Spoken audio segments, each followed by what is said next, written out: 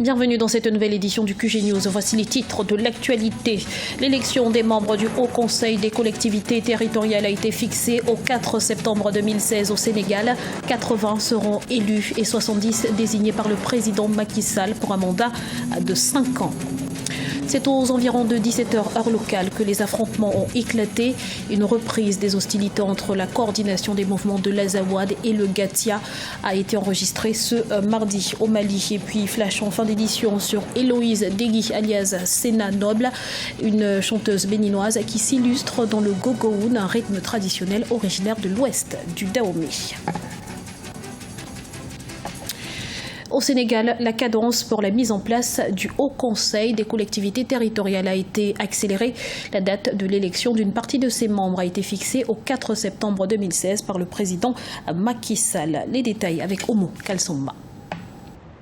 Le 4 septembre, date retenue pour la tenue de l'élection des membres du Haut Conseil des collectivités territoriales du Sénégal. L'institution sera composée de 150 conseillers. 80 seront élus, les 70 restants seront nommés par le président de la République Macky Sall. Le dépôt des candidatures a démarré depuis le 30 juillet 2016. Il prendra fin ce 14 août. Le Haut Conseil des collectivités territoriales est créé par la loi numéro 2016-10 portant révision de la Constitution et adoptée par référendum le 20 mars 2016.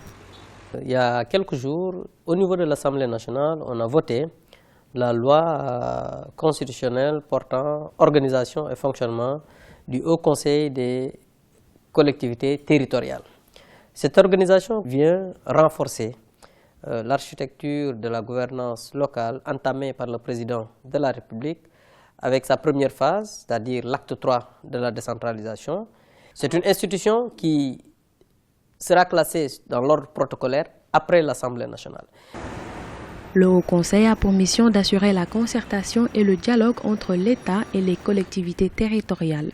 Les membres du collège électoral, sur la base des procès-verbaux qu'ils reçoivent, élaborent un rapport annuel destiné au chef de l'État. Ils sont désignés pour un mandat de 5 ans.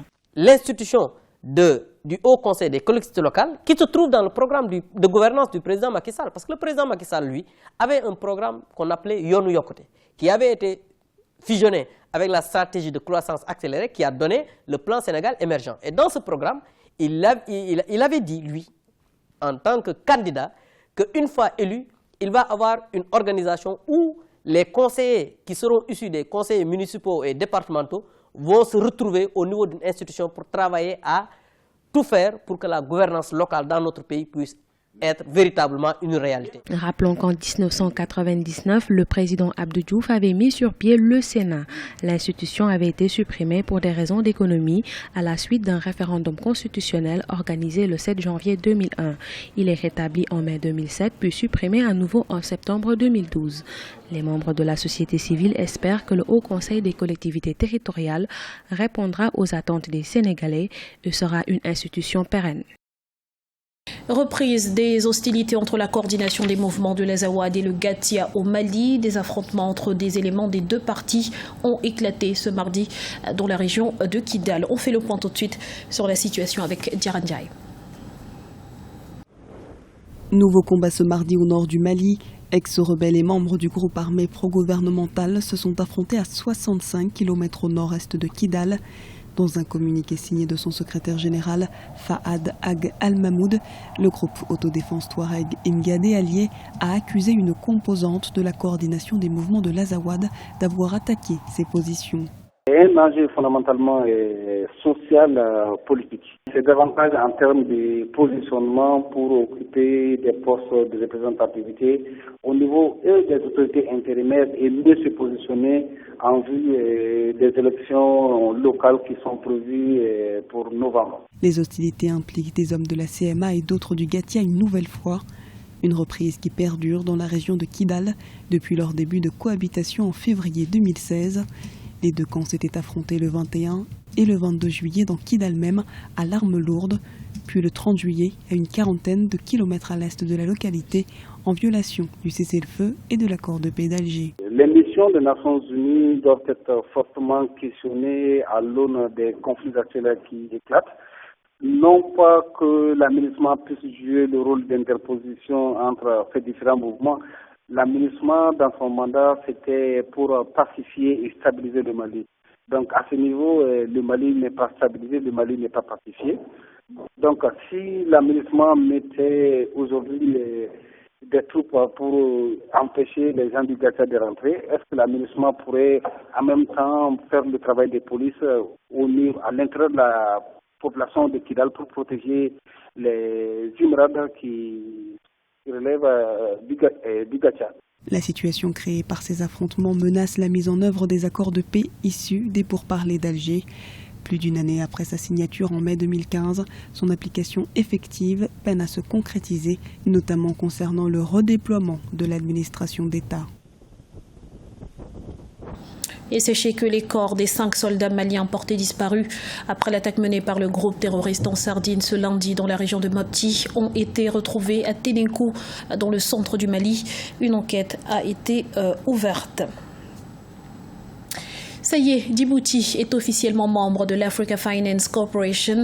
L'annonce a été faite fin juillet par l'institution financière multilatérale spécialisée dans le financement des projets d'infrastructures en Afrique. Notons que créée en 2007 avec un capital initial de 1,1 milliard de dollars, l'institution compte parmi ses actionnaires la Banque centrale du Nigeria et d'autres banques commerciales africaines telles que Ecobank, United Bank of Africa et First Bank of Nigeria. Le pape François au chevet du Lesotho face à la terrible sécheresse qui touche les populations de ce pays. Le souverain pontife a fait un don de 400 000 $ au gouvernement pour l'aider à faire face à la situation. L'argent devrait être mis à disposition de la conférence épiscopale locale. Rappelons que le phénomène de réchauffement climatique El Niño a provoqué un effondrement de plus de 60% de la production agricole du Lesotho la saison dernière. Culture à présent et coup de projecteur sur Héloïse Degui alias Sena Noble.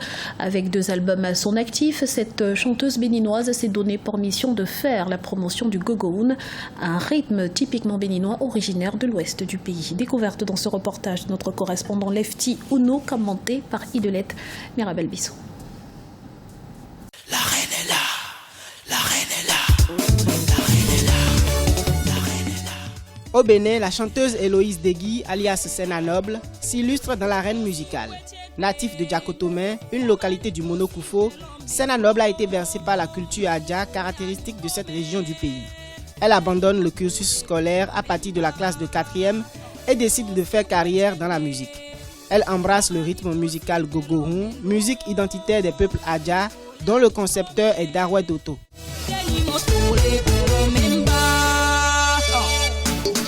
Quitte ma maison n'est pas synonyme de quitter le monde. Alors, qui a dit ça? À travers ses chansons sur les faits de la société africaine, la femme, l'amour ou l'espoir, la diva a conquis le cœur de milliers de mélomanes béninois. J'ai traversé des moments très difficiles. Je n'ai pas grandi avec mes parents. Chaque fois que je compose une chanson, je parle de ma vie parce que je sais que beaucoup de gens traversent les mêmes difficultés que moi. Donc, je chante les situations, les problèmes et les souffrances de la vie.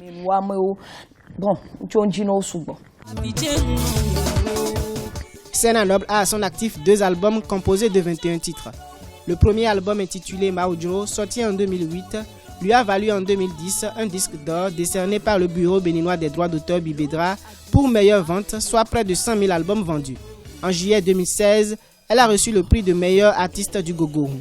Le gogoron est un rythme musical très dansant. Sena Noble s'attelle à moderniser cette sonorité musicale et à l'inscrire dans le répertoire identitaire du Bénin.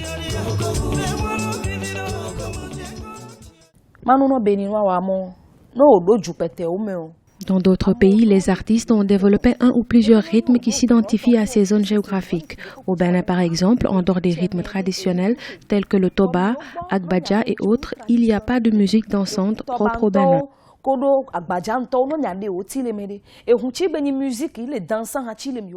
Mon souhait, c'est de mobiliser les collègues artistes pour valoriser le gogoun afin d'en faire un rythme identitaire pour le Bénin.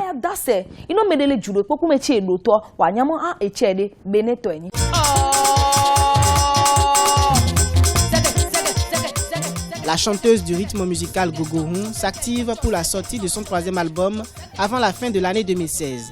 Cependant, plusieurs difficultés s'imposent à la diva dans la production de ses œuvres, notamment la mobilisation des ressources. Ce journal a été réalisé par l'ensemble de la rédaction. Merci pour votre fidélité. Dans un instant, une nouvelle édition de l'information sur Africa 24.